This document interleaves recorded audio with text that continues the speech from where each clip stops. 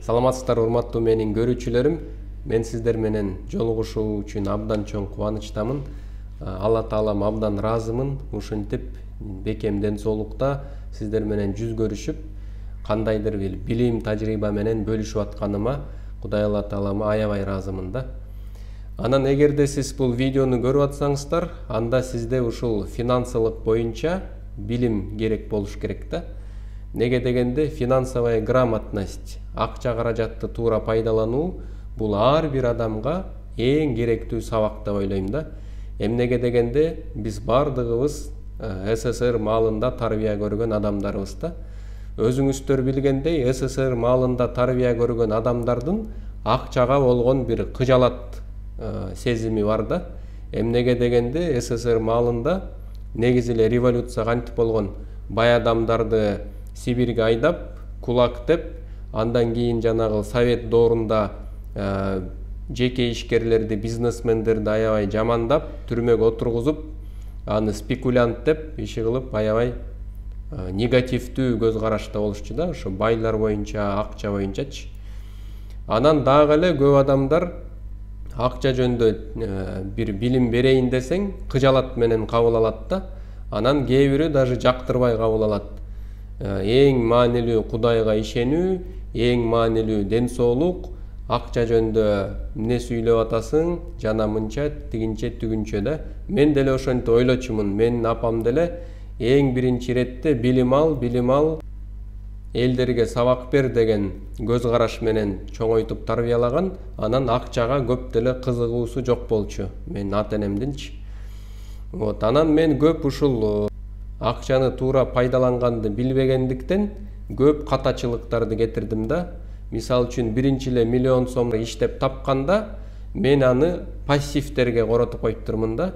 Акча алып келе турган актив албай, мен пассивтерди алып алып, машина жана башка буюмдарды ошентип тапкан миллион бат эле жок болуп калган да. Эми мен сиздерге ушул өзүмдөн өткөн каталарымды айтып берейин. Финансылык независимостька, көз карандысыздыкка, ошо орусча эле айтайынчы, финансовый независимостька кантип жетиш керек, ошо боюнча мен сиздерге өзүмөн башыман өткөн стратегияны айтып берем. Анан дагы бир белгилеп кетейин, мен чоң ачылыш жасаган жокмун. Муну Роберт Кийосаки деле айткан, жана башка финансылык грамотность боюнча сабак берген улуу агайларыбыз, бизнесмендер айта кеткен да. Мен өзүмдүн жашоомдо кантип колдондум, кандай кылыш керек экен, ошону жалпак тилде сиздерге айтып берейин. Анда эмесе, эгерде ушул видео аябай пайдалуу экен, ушундай видеолорду жакшы чыгарып турушуңуз керек десеңиз, азыр эринбей лайк басып, анан комментарий жазып коюңуздар, менин каналыма видеолорду өткөрбөш үчүн подписка кылып коюңуздар. Анда эмесе уланталы. Сиздер желательно колуңарга тетрадь, ручка алып алсаңыздар, өтө сиздерге пайдалуу да. Биз ар бир акчабызга сатып алган буюмдар активке, анан пассивке бөлүнөт экен да. Пассивтер дегенде биз просто эле акча коротобуз, ошол буюмду колдонобуз, ал буюм жок болот да убакыттан кийинчи.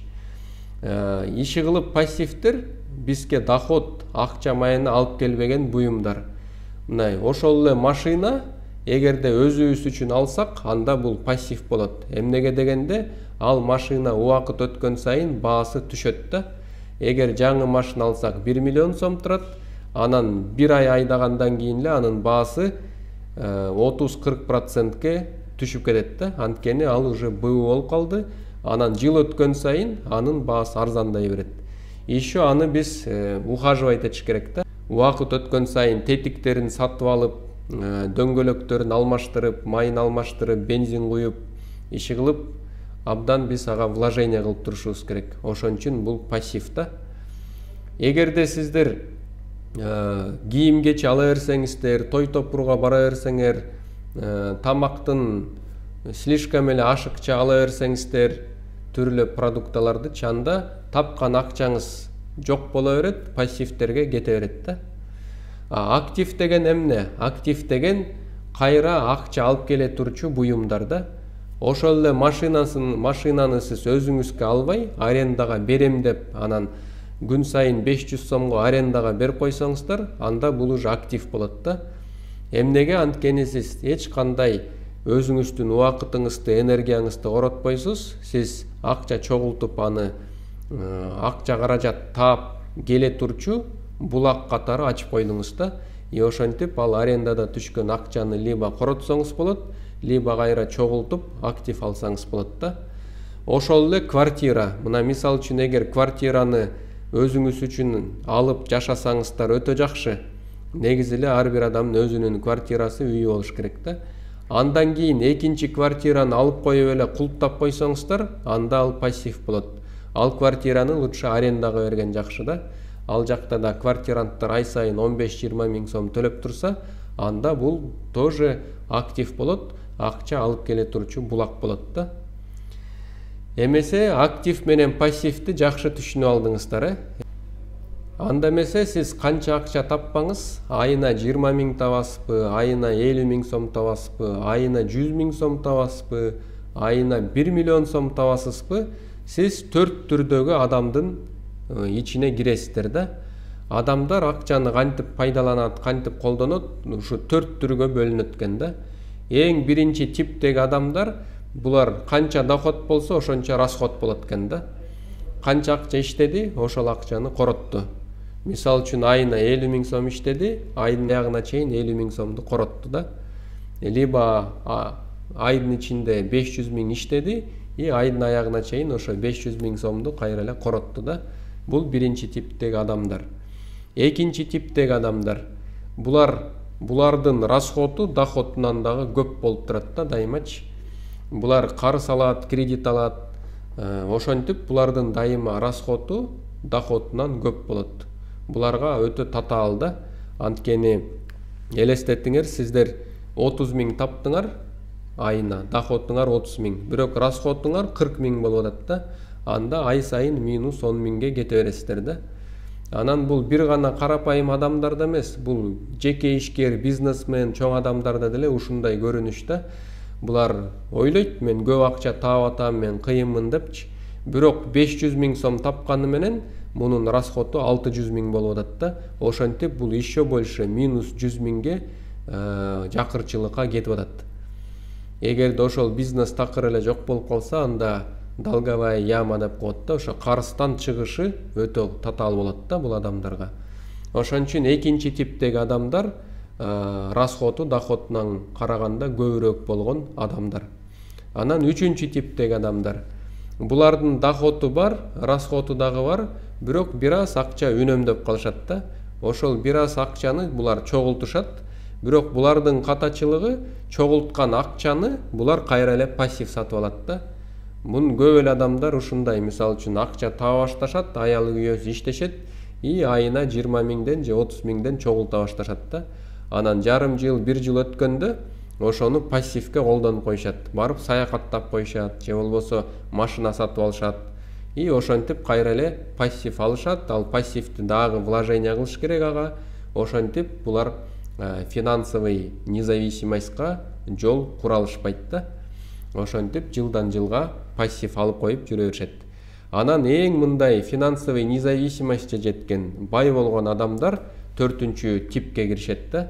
Булардын доходу бар, расходу деле бар, бирок бул чогулткан акча каражатын актив сатып алышат. Эгерде биз дагы акча чогулта баштап, анан чогулган акчага актив алсак, анда биз дагы ушул финансовый независимостька жол сала баштайбыз да. Мисал үчүн булар ай сайын 20 миң, 30 миңден чогултушту, бир жыл чогултушту деп кой. Ошол акчага мындай малолитражка машина алышты дагы. Жанагыл Яндекс такси, услуги такси деген компаниялар бар го. Ошолорго барып туруп эле сүйлөштү да.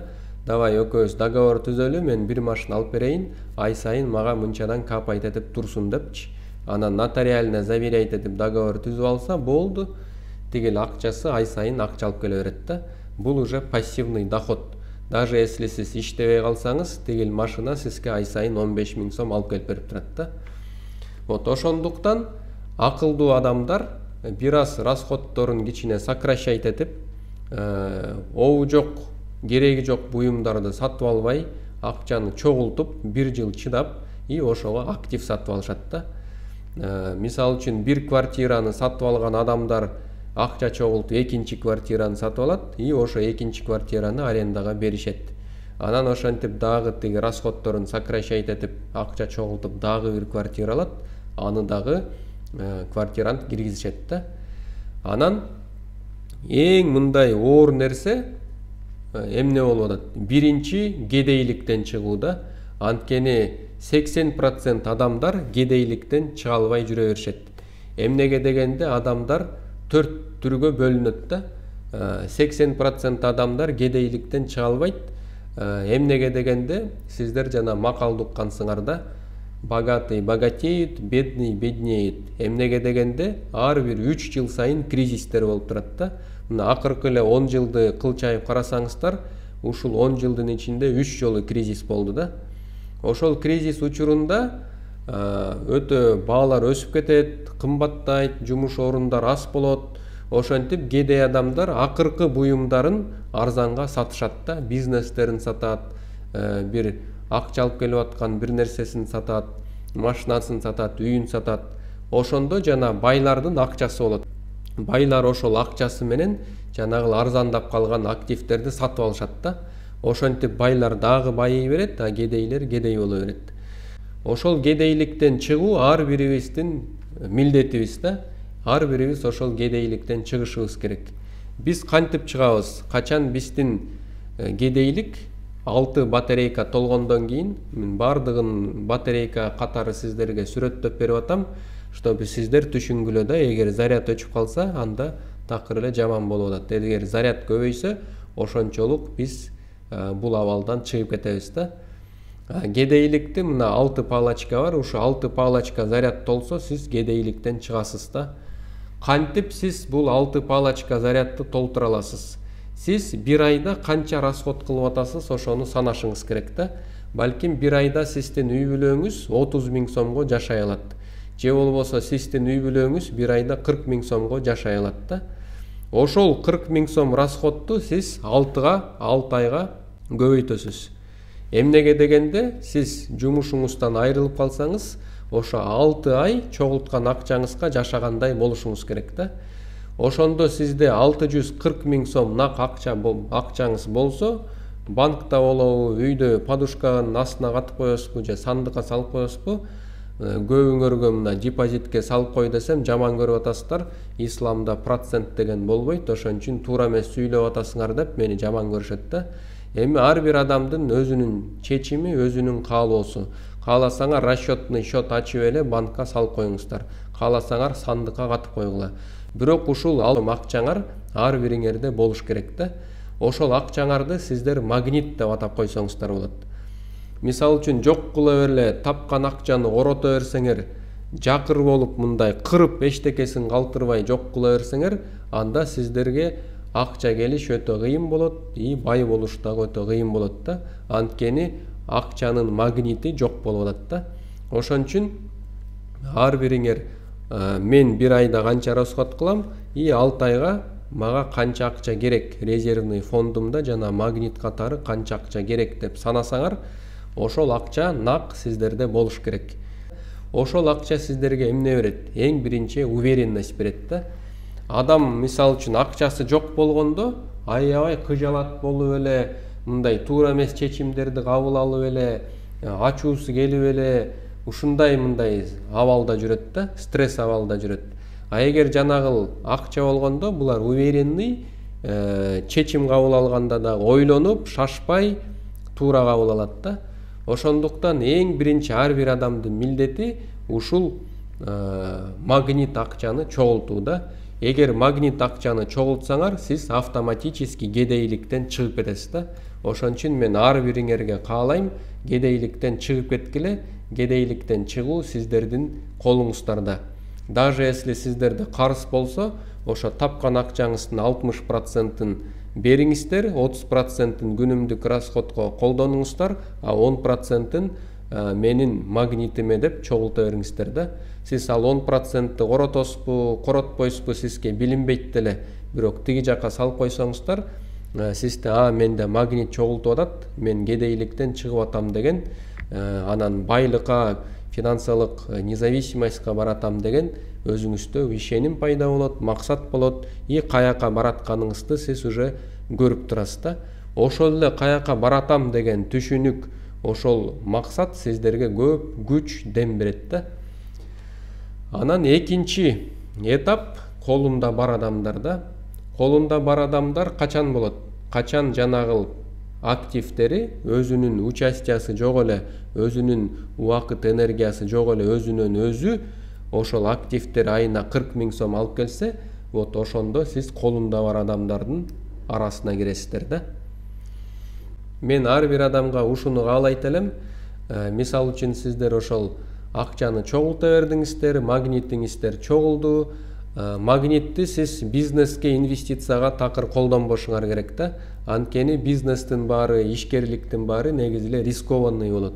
38 стартап, 38 бизнес башталса, ошонун 37си 1 жылга жетпей жабылат да. Сизде азыр жеке ишкерлик кылган пока что алыңар жок. Ал 240 000 сомго тийишпеңиздер, аны менен рисковать этпеңиздер, инвестиция кылбаңыздар, анан бизнес дагы баштабаңыздар. Ал магнит катары эле тура берсин. Анан сиз анын үстүнө чогулта баштайсыз да. Ошол анын үстүнө чогултуп, мисалы үчүн 300 000, 400 000, 500 000 чогулттуңуз дагы, и, скажем так, үйүңүздүн жанында бир киоск сатылып атат да, арзан элечи. Ошол киоскту сатып алып, ошону арендага берип коюңуздар да. Же болбосо малолитражка арзан эле бир матис алып туруп, аны дагы арендага берип коюңула. Сиз уже бир пассивный источник дохода ачтыңар да. Сиздин максатыңар 2-3 ошондой актив алып койсоңуздар, аны арендага берип койсоңуздар, анда сиздин иштеген акчаңызга кошумча акчалар кошула берет. Ошол акчаны чогултуп, анан жанагыл актив өзү эле айына 40 000 сом алып келе баштаганда, сиз уже автоматтуу түрдө колунда бар адамдардын катарына киресиздер да. Андан кийин анан бай адамдар деп коебуз. Бай адамдар сиздин кыялыңызда канча акча болсо, ошол акчага жетүү да. Мына мисал үчүн көбүр айтат, мен качан бай болом дейт да. Мен качан айына $10 000 нак таба баштасам, ошондо өзүмдү бай сезем деп айтат да. Экинчи адам айтат, жок, мен ай сайын $7 000 эле тапсам, өзүмдү бай сезет элем деп айтат да. Ошон үчүн ар бир адамдын мээсинде ошол сумма жазылган да. Кээ бирөө $5 000 тапса өзүн бай сезет, кээ бирөө $10 000 бай сезет, кээ бирөө $20 000 тапса өзүн бай сезет да. Иши кылып, сиз канча сумма жазбаңыз, эгер сиздин активдер, сиздин участияңар жок эле айына ошол $10 000 алып келип турса, сиз уже бай адамдардын ичине киресиздер. Мен ошондой бай адамдарды тааныйм. Алар коммерческий недвижимость алып коюшат да. Жана үй курулуп атканда на уровне котлована биринчи этаждан мага ушу коммерческий помещенияны мен алам дейт дагы, первоначальный взносун берет, анан ай сайын төлөйт, и жанагы коммерческий помещенияны алып коет да. Анан аны под магазин $3 000, $4 000, $5 000 айына деп туруп тапшырып коет. И ошол аябай жакшы актив болуп берет да. Анткени продуктовый магазин бардыгына керек, тем более ошол квартал курулуп атса, тем более ал магазин иштетилет, востребованный болот, успешный болот. Ошондуктан сөзсүз түрдө аны арендага алышат да. Ошон үчүн бай адамдардын стратегиясы коммерческий помещение алуу да. Анан кээ бир бай адамдардын стратегиясы участок алуу. Выгодный участокты көрсө эле ошону алып коет, и 1-2 жылдан кийин кайра 2 эсе кымбат сатат да. Бул дагы өтө сонун стратегия. Андан кийинки дагы бир уровень бар экен, ал роскош деп коебуз да. Роскош бул качан сиздердин активдериңиз биригип айына $100 000 алып келсе, сиз анда роскош адамсыз да. Сиз дүйнө жүзүн саякаттаңыз, иштебей эле коюңуз, балдарыңызды эң мыкты окуу жайына бериңиз. Анан жанагыл таланттуу жаштардын стартаптарына инвестиция кылсаңыз болот да. Вот рискованный инвестицияларды ушул роскошко келгенде гана кылышыбыз керек экен да. Мисалы үчүн жанагыл США-да конкурстар бар да, 100 адам стартаптарын презентация кылып берет. Ошо 100 адамдын ичинен бирөөсүнүкү гана успешный болушу мүмкүн да. И роскоштагы адамдар ошого $500 000 салат, 1 миллион салат. и изначально алар уже макул болушат да, что бул провал болот, банкрот болот, успешный болбойт, бирок ушул акчаны жоготсом деле мен эч нерсе болбойм деген уже абалга келгенде, состоянияга жеткенде ошондо гана рисковать этишет да. Анан көп адамдын катачылыгы, өзү кетейчилик уровеньде турат дагы, анан ошондой стартаптарга финансы салат да. Мурун менин дагы ошибкам ошондой болгон да. Мисалы үчүн мен производство обуви деп баштагам, уксаңар керек, Келдос производство обуви макасина жазайм деп, макасина тиге турган цех ачкам. Анан өзүмдүн акчам аз болсо дагы ошо стартапка бүт акчаларымды салып, и конечно банкрот болгом да. Ошон үчүн рискованный мындай производственный өзүңөр билбеген татаал стартаптарга эч качан акчаңызды салбай эле коюңуздар да. Биринчи кедейлик уровеньди жапкыла, нак акчаңар болсун 6 айга жете турган, андан кийин активтерди ала баштаңыздар, активтер пассивный доход алып келе баштасын, айына 40 000, 50 000. Вот ошондон кийин анан чогулган акчага рисковать этсеңиздер болот да. Вот ошондуктан мен сиздерге бүгүн сиздин 20-30 жыл өмүрүңүздү, можно сказать, экономдогон стратегия берип атам. Эгерде ушул стратегияны туура пайдаланып калсаңыздар, анда сиз финансовый көз карандысыздык, финансовый независимостька жете аласыздар да. Эгерде бул видео сиздерге өтө жакса, сөзсүз түрдө лайк басып, комментарий жазып, жакын жоро жолдошуңар менен бөлүшүп, мага подписка кылып коюңуздар. Анан дагы мен сиздерди 10 күндүк онлайн курска чакырам. Менин 12 жылдык билим тажрыйбамдын аркасынан чыккан 10 күндүк онлайн курсум бар. Ошол жака катышсаңыздар, сөзсүз түрдө сиздин көз карашыңыздар кеңейип, жашоого болгон мүмкүнчүлүктү көрө баштайсыздар. Сиздер менен Чыңгыз Исмаилов болду, 8 китептин автору. Кудай буйруса, жолукканга чейин сак саламатта болуңуздар.